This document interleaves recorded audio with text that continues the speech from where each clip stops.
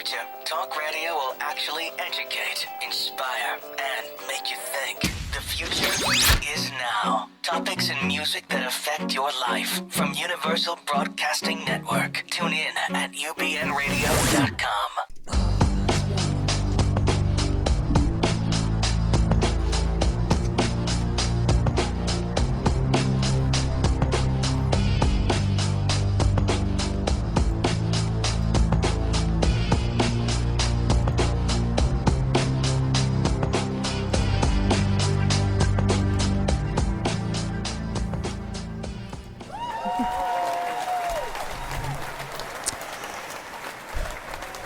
And greetings and salutations, everyone. Thank you so much for tuning in to Dr. Judy WTF for What the Freud. I'm your host, Walt Lusk, and of course, Dr. Judy Rosenberg is here. You can find us here every Thursday at 8 p.m. Pacific here at ubnradio.com. And of course, we're also on Stitcher, iTunes, Spreaker, iHeartRadio, and of course, YouTube. And you can write us at info@drjudywtf.com as you are. And we are going to do kind of a quasi two-parter today. We are going to talk about, first and foremost, a phrase that's been tossed around a lot in narcissistic world. And yes, it's a narcissistic show. Flying monkeys. What the heck is a flying monkey? Who is a flying monkey? What do they do? And stay tuned because we're going to give you some inside secret sauce to what those narcissists do to the rest of us. And Judy and I have decided we're going to shrink the movie Wizard of Oz, which of course this is where it's from. We figured we shrunk the movie Gaslighting, which is another great movie you need to see and is a very popular narcissistic term from 1940. So we're actually moving up in the world to a movie that was in 1939. We should do year by year, Walt. Yeah, so do the math. 2017 on backwards. So stay tuned for that, The Wizard of Oz and Flying Monkeys. And Dr. Judy is also starting to work on a series of splaining the mind map that you're going to be able to pick up. Dr. Judy herself.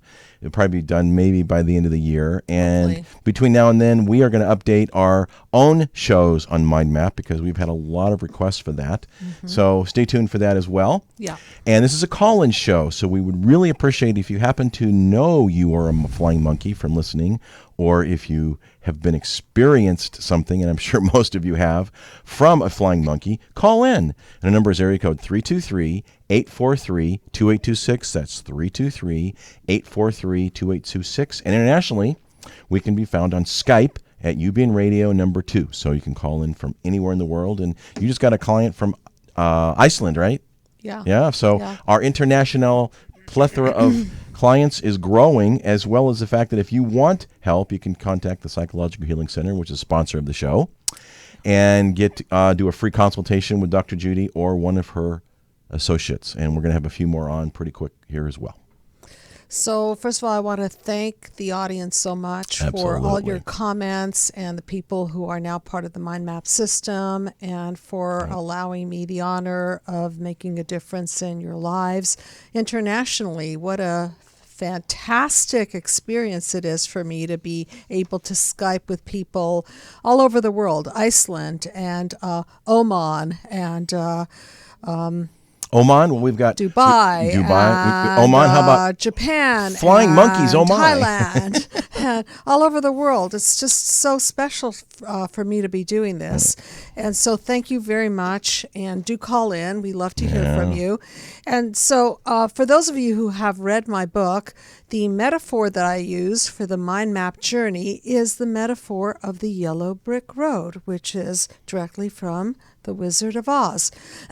So with that said, we're very inspired to shrink the movie The Wizard of Oz. We're going to do it. Because Frank L. Baum was a genius. Yes, and the metaphors present in his book and present in the movie are very relevant to everything that we're talking about from the point of view of a journey through the process of healing, lies and manipulations that people buy into, a la Emerald City, the cracked lens of perception of the illusion that there's this great, wonderful Wizard of Oz, and that behind the scene he's really manipulating everything, and Dorothy's buying into the lie. And just a little preview on what we're going to talk about when we shrink the movie. The Wicked Witch of the West and her flying monkeys. Yeah, and her flying monkeys. So this what are flying monkeys is, why don't you read the definition? I know you do. Yes. Go ahead. Well, hello, my little pretty. I do throw that in. Can you do that in a squeakier voice, please? Well, hello there, my little pretty. Thank you. Because basically the Narcissist fan club exclusively is flying monkeys. Because it certainly isn't the people that are victims from that. Mm-hmm. The best definition I found is from the Urban Dictionary. I always love their definitions. In popular psychology, a flying monkey is someone who does the narcissist's bidding to inflict additional torment to the narcissist's victim. It might consist of spying on the victim, spreading gossip, and we're going to talk about that, threatening painting the narcissist as the victim, and the target of the perpetrator, which is usually, of course, the exact opposite, which drives everybody crazy, which is what gaslighting's about. Despite this, the narcissist does not hesitate to make flying monkeys their scapegoats when and if needed. The narcissist might send siblings as flying monkeys to badger the adult child. To keep them in the system. To keep them in the system, because you have to remember, the secret sauce of the narcissist is they are an addict. And they need narcissistic supply to supply their addiction. And the only way they do that is to keep all these people in play. I've got a great example. We'll get to it in a minute. Okay. Or I can do it right now. Go ahead. It's so rich. It's crazy. So I can find it really fast. That they just have to have the narcissistic supply. So when you give up your narcissistic supply to them, you figure out, oh, well, I don't want to do this anymore. Then they not only demean, devalue, and demoralize you, but they start throwing their monkeys at you as well. I think I found it. it. Here we go. Let's see. Is this it? Yeah. Of course, I believed all the stuff that my narcissistic friend was giving me. I dated him for years while I did not. I got two examples. This is one. I dated him for years while I did not stalk and abuse his ex-wife. Did not? She did not. Okay. Because he asked her not to. No, don't associate with her. She's bad. Right. I certainly thought she was a horrible person. But get this. I learned after our breakup with him that the reason he didn't see his daughter was because he confessed and agreed to give up all the rights to avoid jail. I had hated his ex-wife on his behalf, and I was wrong. He blamed her for stuff he did. Wow, what a beautiful example of manipulation. And, they're master manipulators. Right. Okay, so here was this poor woman who bought into his lies because she was getting some level of supply from him. Obviously, he was getting some level of supply from her.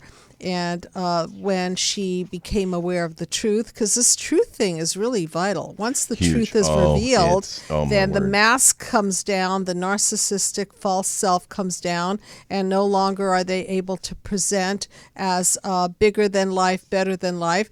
And that's the last thing on earth that they want to have happen, is to reveal the false self. And so no wonder he didn't want the women to talk to each other. He didn't want these people to get information from each other, obviously.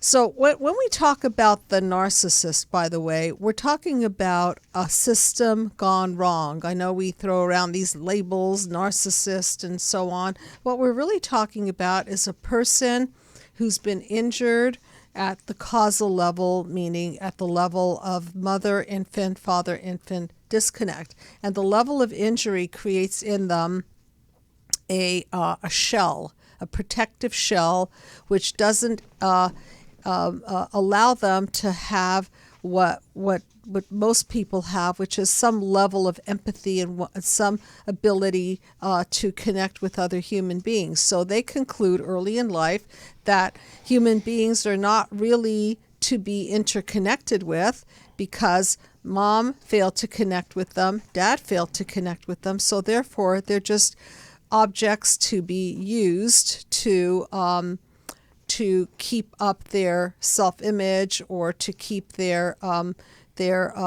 emotions steady or to feed their ego and so on and so forth. So again, we're using these terms to really suggest that this whole system has gone wrong. Now, where does the flying monkey come in? Well, we've done shows on codependency. We've done shows on people pleasers. And so flying monkeys think of them as the PR agents to the, Well, they're the narcissistically wounded person. They are the unwittingly PR agents because many, many times they don't know they're actually doing the bidding for the narcissist. That's right. And that's the beautiful thing. They're so slick that they've twisted the whole shebang in their favor because they never, ever, ever want to look bad. They can't. Right. They can't because their image and their opinion of themselves is primo numero uno. So they have to have flying monkeys and their groupies to do their bidding for them. Right. And they're the victim and they're innocent. And I didn't do that and I didn't say that because everybody else did on their behalf. So it's an extreme form of gaslighting, as you can see. And by the way, for those of you who haven't seen our 2 episodes on gaslighting, do so because it'll all start fitting in. The dots will start to connect. And so it's a great movie. And we did shrink the movie, Gaslight, and then we did some work around the concept of being gaslit. So here is the system gone wrong, and the pieces of the puzzle fit together, whereas the narcissistically injured person finds other narcissistically injured people to click in with and do their bidding. Go ahead. And we've got a call. Oh, we do. Hey, thanks for calling. Okay. You're on the couch with Walt and Judy. Dr. Judy. Hi, my name is Nikki, and I'm a current client of Dr. Hey, Veronica. Nikki.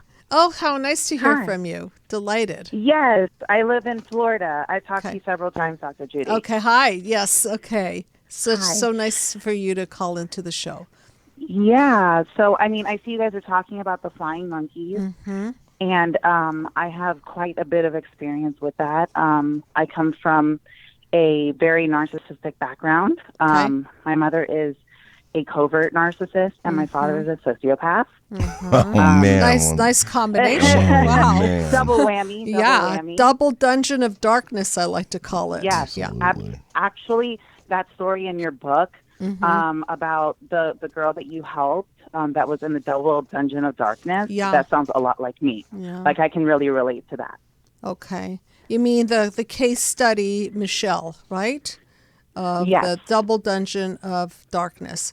Yeah. Yes. Okay, so how does this topic relate to you? Well, basically, I mean, I was having trouble, and Dr. Veronica has helped to walk me through it. But as far as having the flying monkeys, like right now I'm currently planning my wedding. Yeah. And my sister, I've always been a scapegoat, and my sister is the golden child. Where do you live? So, Florida. In Orlando. I think Florida. I talked to you a long time ago as you well. You talked to me so many times. Yeah, I remember you. Are you now married? No, not yet. Not yet. We're scheduled to get married January 20th awesome. of 2018. Awesome. But we've been together for 7 years, so we'll be together almost 8 years by then. Beautiful. Okay.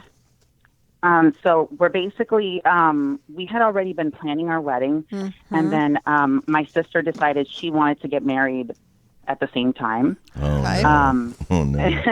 And engaged right away because we were scheduling to get married. So, you know, she always has to take the spotlight. I was going to say, she's stealing your thunder. Yeah. Yeah, and she's an overt narcissist. So her and my mom are like two peas in a pod. Like they are you never see them apart from each other.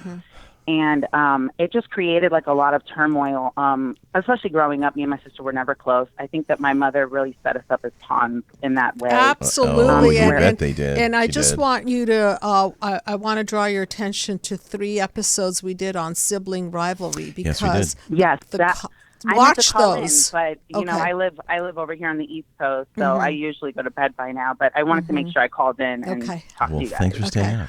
Okay, so go ahead. I'm sure you have a question about all this.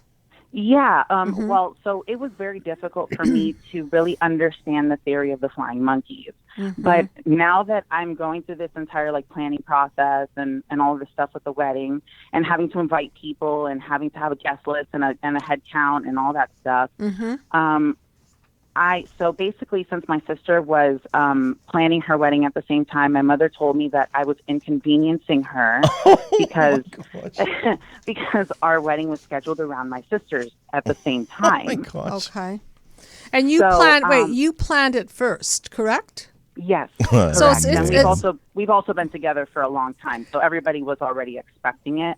My sister's only been together with her fiance for about a year. So it's interesting that your mother reversed it. Instead of saying something like, I'm so sorry that your sister planned her wedding around the time period that you planned your wedding, she absolutely didn't support you. On the contrary, she talked about how inconvenient. She flipped it. Right. Yeah. Right.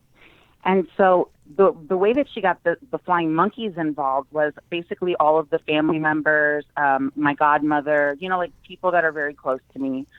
She basically told everybody that like I purposely I don't know, I did something outlandish to where I need to have the spotlight or something like that. And I got really upset with her because this is your mother or your sister? My mother, because my sister's a baby. So, my mother said that the entire winter time was dedicated to my sister. That's Oh, man.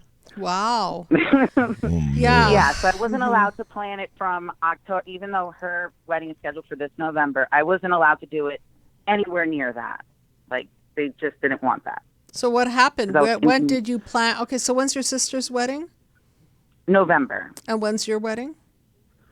Now it's scheduled for January. I tried to please, and this was before I got started with you, with Dr. Veronica. And so I said, well, I'm trying to, of course, be a people pleaser. And I was like, okay, I'll move my wedding. So we moved it to January. Okay. Originally, we wanted to do it around November, December, right around that time frame. Okay. I mean, look. Sometimes it makes sense to do something that's going to create more peace, and unfortunately you were in a no-win situation. Well, yeah, you were stuck in the middle. You were stuck in the middle, so it makes sense. Do you have a quick question? Because I know that, is there another person? Okay, so go ahead, ask your question. Okay, so basically it's just very difficult for me to understand that the flying monkeys, they're typically, I mean, obviously they're the closest people to you because, they're family members and friends and stuff like that. But it's just very difficult for me to constantly feel that I have to defend myself. Absolutely. And be like, no, she's lying. Absolutely. She's blatantly lying to you. Right. And if you get into that conversation, all you're going to get, in most cases, you're going to get a bunch of resistance, and you'll be made the fool because you'll look like you're going against the most wonderful person, because that's how they set themselves up to be. So, absolutely. Right. Okay. So what do you do about that? You do what's best for you. You know, it's kind of like you're dealt this deck of cards. Okay. So now what are you going to do? Be angry at everybody who thinks that these people are wonderful people?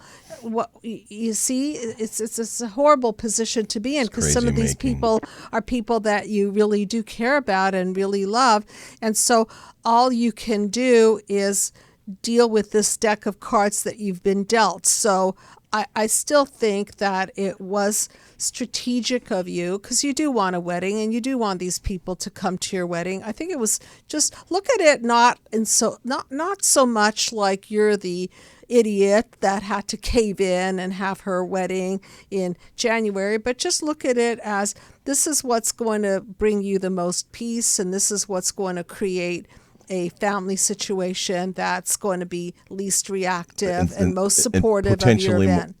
Potentially more harmonious. Yeah, potentially. Right. It's at this point, like I remember speaking with you, Dr. Judy, and at this point, I feel that obviously my mother, she's the type of person where she'll act aloof and she doesn't understand me, and she'll just ignore me. Like, she gives me the silent treatment as like a form of punishment. Yeah. So I actually have not spoken to her since that happened, and that was last December. Gotcha. So you're no contact Oh, with wow. her. So what do I you am want to no- do? Okay, so tell me, what do you want to do? What's best for you? Put yourself number Well- one and tell me what that looks like. I really do feel that at this point that it's probably best that I don't even invite them at this point. Okay. Fair enough. If that's what you feel is going to best support you. You do realize that there's going to be real big carnage. How could you not invite your, mother and blah, blah, blah, blah, blah, right? So just stand your Right. ground. Just stand your Right. ground. And what about Yeah. all the other flying monkeys, aunts and uncles? What are you going to do about them? Exactly, and that's where I'm having the issue. Well, you That's invite definitely where them, I'm having but you don't invite your mom, because that means it was strategic and specific, and it'll make her look really, really bad. And it'll make her really Okay, mad. so I think please take this issue back to Dr. Veronica. Very important, okay?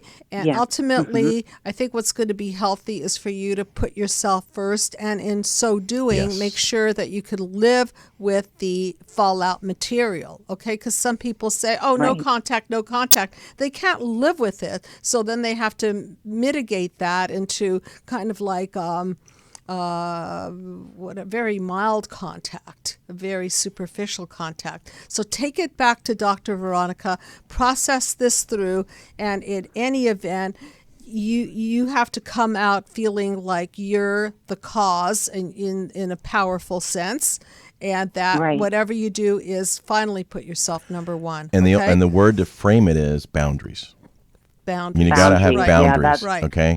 She's still teaching me that. Oh, yeah, we just yeah. talked about that today. Big actually. word. Yeah. Narcissists do not Yeah. understand the word no, and Oh, you're no, sitting they- there trying to give them boundaries. So it's the yin and the yang. And remember, it's your day. It's your It's wedding. your so this day. is all about you and your future Yes. husband. Yeah. So, And if you didn't want to get married this year, for like I have friends that that plan weddings in January, and Mm-hmm. for tax purposes, it's better to get married the previous year. You can always elope and not tell anybody. That's And- right. And You technically, you're married, but you get married in front of God and everybody else the next year. Mm-hmm. But from a tax perspective, you're married the year prior. So anyway, food for thought in that regard. yes, and Okay, thank you let's so think about much. that. That's what I Thank you do. so That's what I do much. for my day job.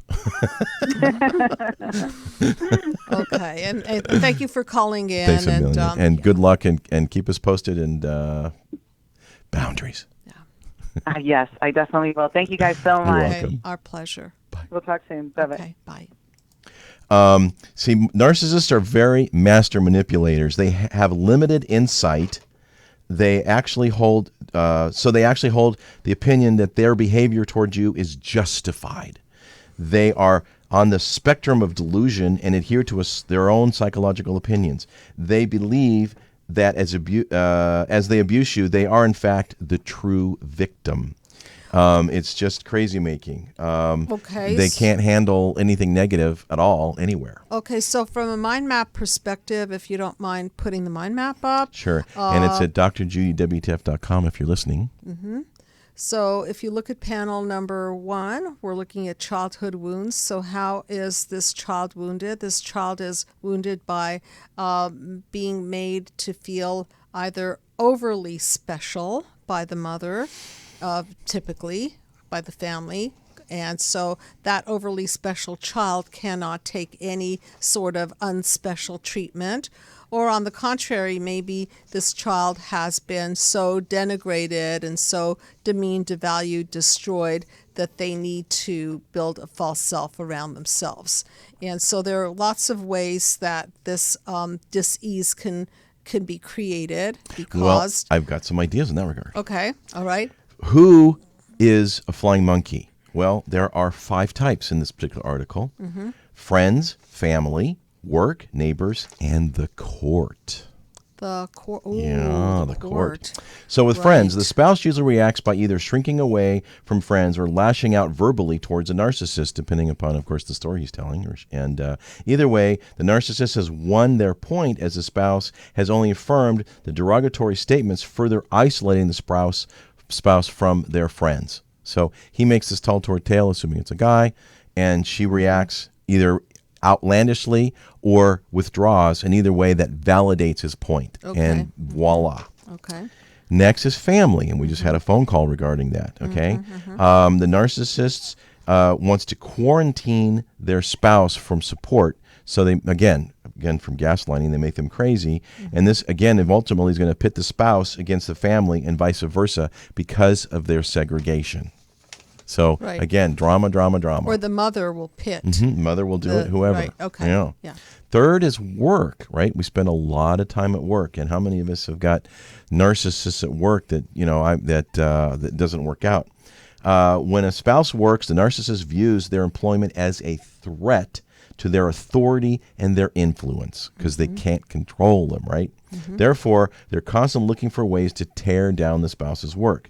This is done to create a hostile environment for the spouse at work. Sometimes the narcissist will even contact the employees of the spouse under the guise of helping, but only stirring up trouble. And when this happens, many times the spouse quits, which is what they want. Happens a lot.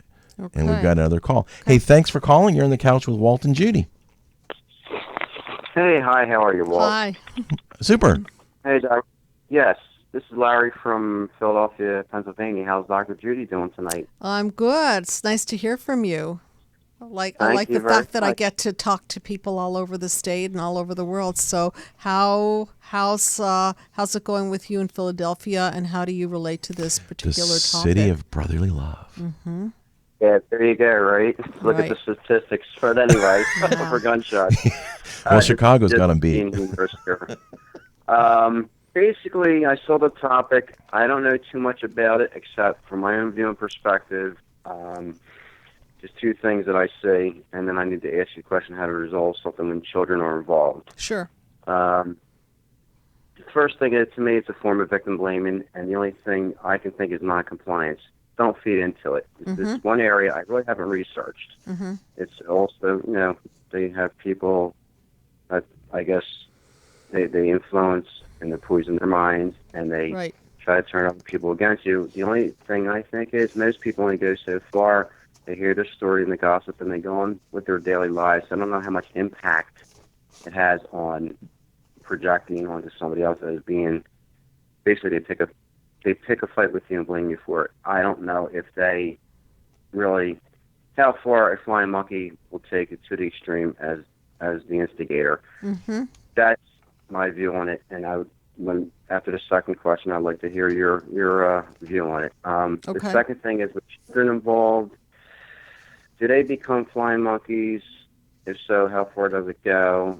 Does one parent, I'm going through a divorce, does one parent, who basically pathologizes, the other spouse, It's always, I'm not divorcing you because you're a great guy, because you're a monster. So do you think children become flying monkeys? If so, if at all, to what degree? I think that's a great question. Do children become flying monkeys? I think that children are caught between a rock and a hard spot. Yeah. And so sometimes the children will actually attack the safer parent, if that makes sense to you. Because, does that make sense? Parent? The safer parent. I get people in my practice who say, well, my husband's poisoning my child against me, and my child is really acting out on me, and my ex tells me how much the child wants to be with him. And that's because children don't want the bond to be threatened. So wherever the bond is threatened, think of it this way. The parents are the survival they're the survival rope to their everything, so that if one parent is shaking that bond and saying that if you don't, if you say that you love your mom, or if you say that you want to spend more time with your mom, therefore I will disown you. I'm just picking some kind of a situation here. Right. Then that child will, out of fear, right? Because that child doesn't want to lose the love of the parents. So that child, out of fear, may become the flying monkey and say, yes, sir. Yes, Dad, I will. Don't worry. I will do whatever you say, because that threat is just too hard for that child to bear. So that's why they will attack the safer parent. And childhood is a hostage situation. Right. Because the child's stuck, right? Yeah. monkey in the middle, literally. Yeah, monkey in the middle. Monkey in the middle. So Yep. where's the kid gonna go? Yep. So okay, so ask a question around that. Okay, so is that your situation right now, Larry? Are you in that? No, I'm not in that. In fact, I noticed that initially it was, and I don't know if you knew about this. My daughter later on, I think you did, and you told me to maintain that bond. She later apologized. I didn't mean to lash out to you, Dad. I think you remember the text I sent you. Yeah. Okay. Yeah. Okay. That's who I am. So yeah, you have a gist on this. And she actually, I'm sorry for lashing out on you to maintain that bond. And since I have, even though I'm far away from them, my one son is like really close to me. Mm-hmm. He's a 19-year-old. The younger one who said, "I'm sorry for lashing out with you, Dad. I do things with her now." It seems like the mom, kicks to the curb her own responsibility, shucks it to the side. Can't afford a cell phone, almost making $100,000 a year because she doesn't want the responsibility of being bothered. It was okay for me to have a cell phone to bother me, not that I didn't like it, but I took responsibility where she shucks it to the curb. The most important thing parents can do really is own their own stuff. Okay. And so here's the sad thing, and I want to get into this after I want to make a whole big deal out of it because I'm going to get into the ABC of it. A, B, C are supposed to be a family. Okay. So you're A, the kids are B, and your spouse is C. Now, C betrays A. Okay. C betrays A. So what's B supposed to do? What's B supposed to do? If C betrays A, then if B is still friends with C, then in a sense, B is betraying A. Correct? Are you following this? You're stuck in the middle. All right. Yes, no, I get it. So it's a horrible situation. So the least, the most important thing we could do is try to keep the children out of the monkey in the middle situation, literally. And so you let them know kindly, look, I know you love your mother. Your mother is important to you. I love you. I'm important to you. I don't really think it's healthy that either one of us say anything necessarily derogatory about the other. If there's something that you need from me, please contact me directly. So you want to do a lot of damage control. Does that make sense? You don't want to start bad-mouthing mom or... Right. Because if you do that, you're going to look like the idiot. You're going to look like that. Oh my God, my dad is speaking so derogatorily about my mother, and it doesn't look good for you. So the only thing that you can do is just own your own piece in it and be there for them and keep the boundaries really, really clean and have your time be your time, her time be her time. And I know your situation is really complicated because I know we've spoken and it's got a lot of layers and so on. So anyway, does that help somewhat? Does that clarify? Yeah, it does help. It's what I felt, instead of putting them in the crossfire, the other parent is going to look bad by, basically shooting the other side, isn't it? So it kind of keeps them out of the middle. Yeah, right. Go ahead. No, I'm just saying that as they wake up, as they mature, I think at the end, as they become adults themselves, they're going to see more clearly. That cracked lens of perception, as you bring more mental health to their picture, will clear up, and they'll understand over time. But it might be over time. It's okay, definitely so time. Be patient. Mm-hmm. And last word in 30 seconds. I know you have other callers. Okay. When they, she's kind of put too much responsibility on. It's almost like, Dad has to do it, not me. Which, she's making them contact me for everything, which is fine. But at the same time, it's not normal. It's like there isn't any communication between me and her. There's like, was it Gottman? Total stonewalling. Okay. It's a man issue. All right. You can't. Okay. So look, I know we have another caller. So I want to end on the note of you can't control what she's going to do. So all you can control is what's in front of you. That's it. And by being a great father, being connected to them, being concerned, remember, attachment theory, eye contact, mirroring, attunement. You attune to them, and you're going to get it right, because you do the right thing and let her do whatever she's doing, and just step out of it. Literally, step out of it. Ultimately, they'll figure it out. If you do the right thing, they're gonna notice, because children are defined as God's little spies. Yeah, they know for sure. Okay. So thanks for calling. Well, you know what? And she hit the nail on the head by saying that. Thank you, Dr. Jody. Okay, you made the whole picture big. All right. You're so welcome, and be in touch, okay, Larry? And I wish you well with your situation. Okay. Thanks. All right, take care. Thanks, guys. Thank you. You're welcome. Bye-bye. You're welcome. Okay. Do we still have the they called person? back. Hey, thanks for calling. You're on the couch with Dr. Judy and Walt. Where are you calling from? Hello there. Hey. Hi, my name is Kat. Hi, Kat. Where are you calling from? Calling from Arizona. Okay, nice. So what's going on with you, and how do you relate to the topic of flying monkeys? Well, first off, I just want to thank you. I discovered your channel there, probably a couple months ago. So it's been very helpful, and I've been watching and listening to a lot of them in the last few months. And it's just been, I feel like in the last, probably year, I've kind of woken up to my narcissistic mother, and it's been very eye-opening. And so I just want to thank you guys. You're so welcome. And, all of these dots start to connect. And as they connect, the cracked lens of perception, as I like to call it, starts to become really clear. And sometimes people freak out because they, oh my God, I just found out, like newsflash, that I've been at the effect of this damage, and this damage is very underestimated, because it's not like you have a bruise necessarily on your, you don't have like a bruise on your skin, or you can't say, well, my mother didn't feed me, or my father beat me, or, it's much more subtle, and that's why it's so insidious. Okay. But the scars are internal, and what it leaves people with is a real sense of, I'm not good enough, and I'm not lovable, and I'm not worthy. And that's where I see the damage in my practice.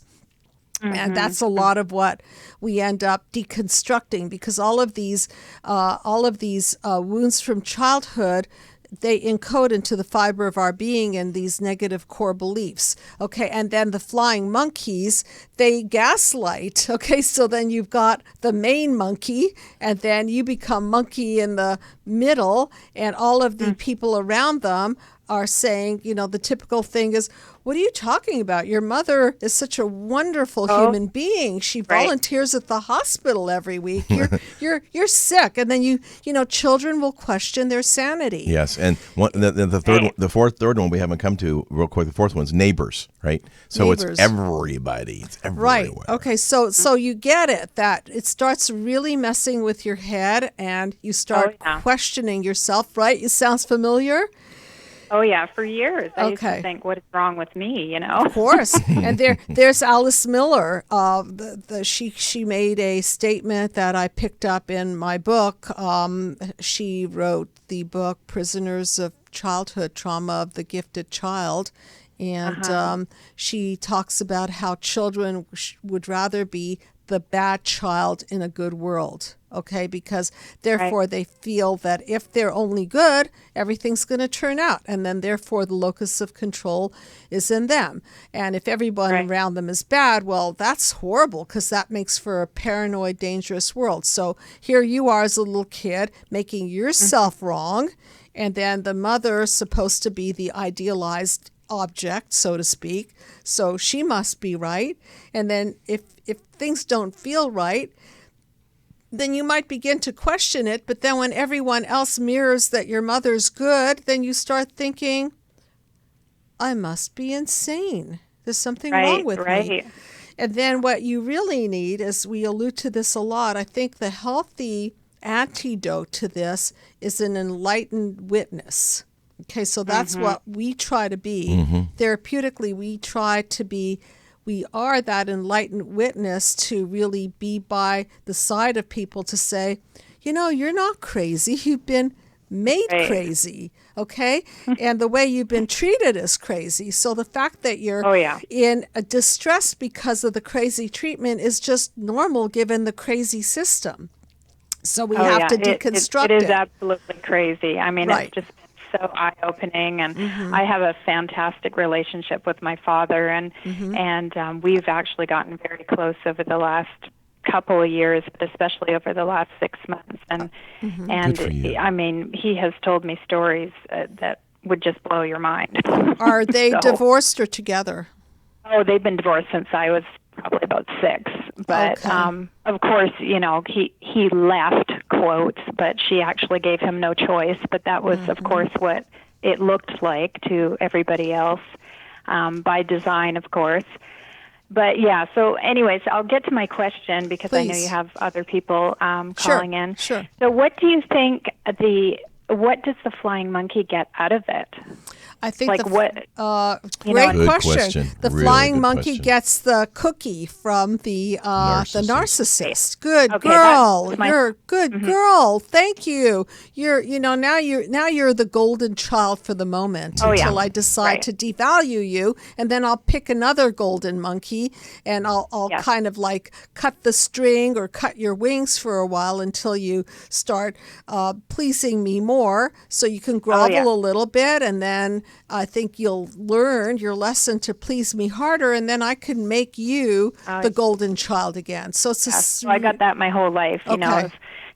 just how good are you, and just and of course now that I'm sort of standing up for myself, right. It's horrible. You're not so good.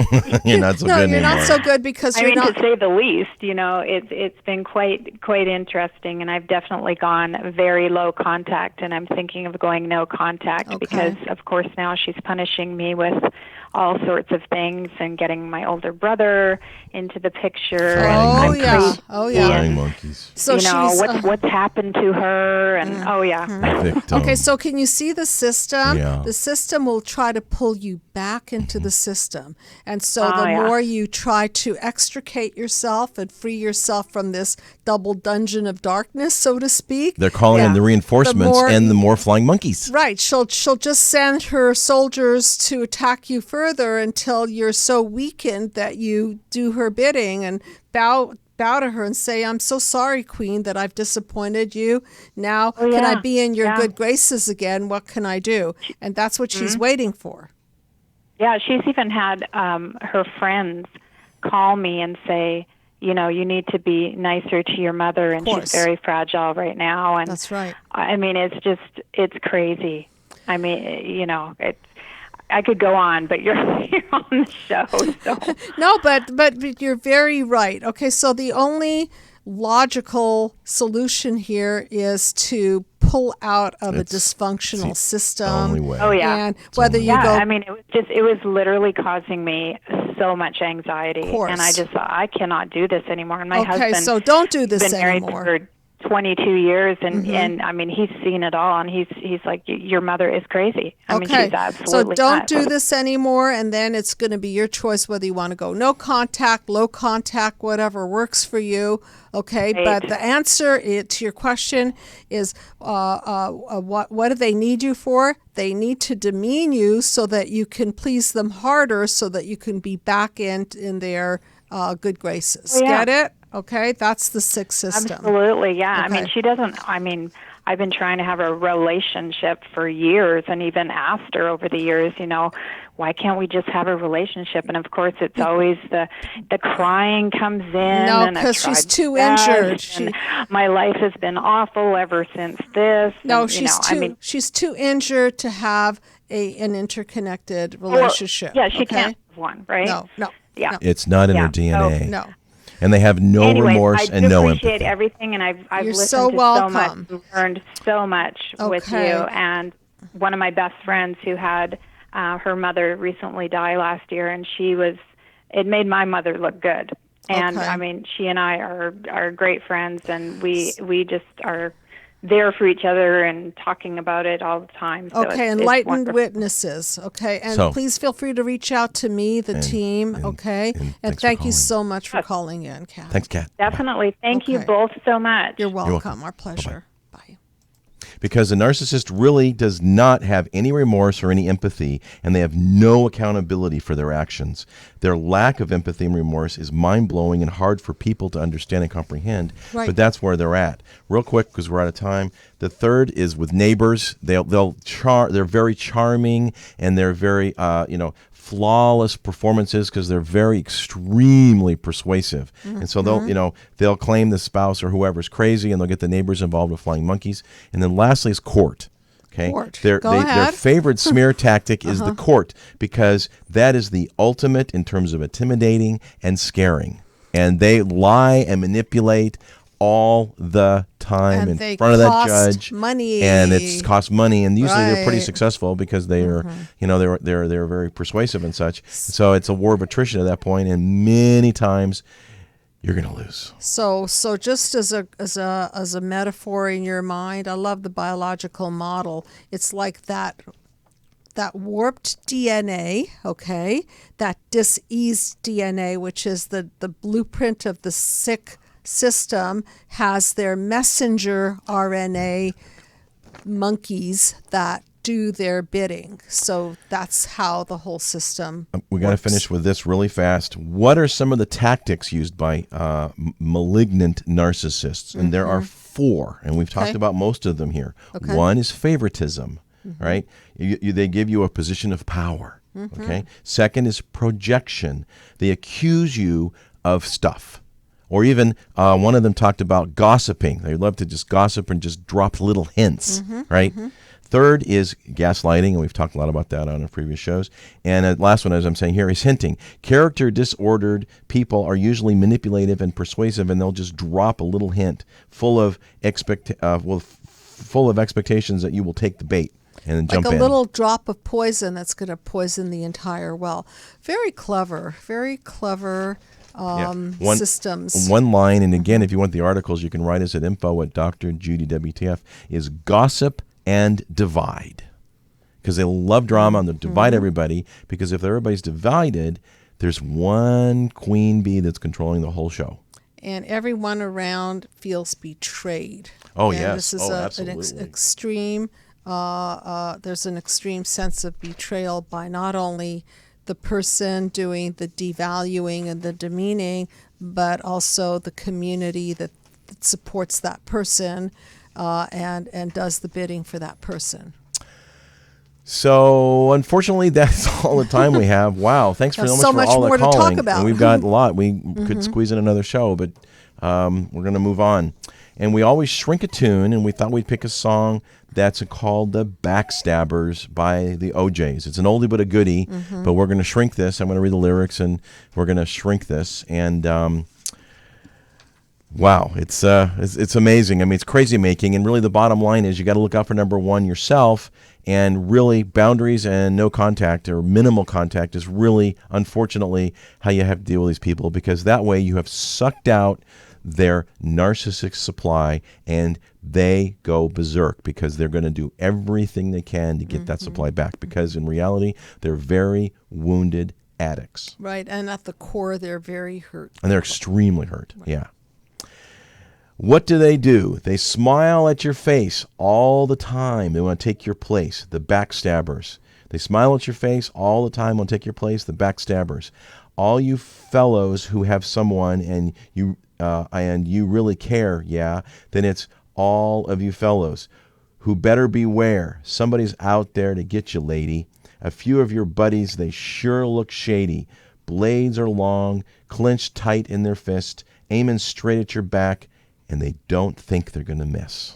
Okay, so we're going to shrink this from the point of view of the mind map and the theme of our show, which is flying monkeys. So the fake self smiles in your face, but really they want to take your place, meaning they want to own you, they want to control you, and they will stab you in the back. and their goal is to get the supplies out of you, suck you dry. Demean, devalue, and demoralize. So you better beware. Someone's out to get you. Yeah, they're out to get you because they need what you have, which is they need to be esteemed by you. And if they're not going to be esteemed by you, they're gonna aim straight at your back, and they won't miss because they don't want to be shown up for who they are. So they have to kill off anyone who doesn't see them the way they want to be seen. And meaning that if you are operating in a sense of autonomy or independence, that is a gigantic threat for them because they can't control you. Yeah, control. Yeah, it's all about control. Yeah. What do? They smile at your face all the time. They want to take your place, the backstabbers. I keep getting all these visits from friends. Yeah, what they're doing to me. They come to my house again and again. Yeah. So, are they there to see my woman? I don't even be home, but they just keep a-coming. What can I do to get on the right track? I wish they'd take some of their knives off my back. So this again goes back to the betrayal that there are people that are going to, all of the friends are going to gang up, right? And take something of possession, of valuable possession, in this case his woman, and he's not going to get the knives out of his back because this person is really on track to take what he or she can get. Yep, because they're addicted to that admiration. I mean, that's like they need to be the queen. And the control. And the control. So, lastly, what do? They smile at your face all the time. They want to take your place. The backstabbers, low down and dirty. Smiling faces sometimes tell lies. I don't need the low down, dirty bastards. Right. So what do you do with this? You keep your boundaries. You don't get sucked into these systems. And you understand that their goal is to control. And their goal is to demean, devalue, destroy, and ultimately discard, especially if you're not one of their favorite golden child flying monkeys. If you don't do their bidding, sorry, you're out. You're out, and pretty quick you'll know it. Because you'll have some flying monkeys around you, even though you used to be one of them. So it's just crazy making all the way around. So this has been Dr. Judy WTF. What the Freud, heard every Thursday at 8 o'clock here at Universal Broadcasting Network. And you can find us on iTunes, YouTube, Facebook, iHeartRadio, Stitcher, and TuneIn. And we can write us again at info@Dr. Judy WTF. And if you really feel like you're being made crazy and you just want to talk to sort of a third party, as Dr. Judy alludes to, an enlightened witness, then you know what? Contact us here at Psychological Healing Center because we really have a handle on the flying monkeys, and we can help you clip a few of their wings. Absolutely. And make you fly a little more and thrive. And you can have a free consultation with one of the members of our staff, and we have people at all fee scales, so hopefully we don't let money be an issue to stop you from doing the work. And what you need to be aware is through the mind map system, and it's not a technique, it's a system. It means you go through the whole process a lot quicker. Mm-hmm. So it's not like you're going to be in therapy forever and, oh my gosh, how can I afford it? It's actually in the long run a lot more competitive than you think in terms of a budget, because instead of you spending maybe $100 a session to see a psychologist for a year, you're done in a month or two and you're finished. Mm-hmm. And the bottom line, if you've read her book, Be the Cause, Healing Human Disconnect, is think like a shrink. Unfortunately, Dr. Judy is different. She gets bored quickly and wants to move on to the next challenge, and whizzes through patients like crazy. And I want to make you guys independent of independent me. And well. Yeah. And her contemporaries think she's crazy. What you don't have a patient for 20 years? How are you going to retire? Well, she's doing very well, thank you. And so be sure and contact the Psychological Healing Center. And we are next week. It is the first Thursday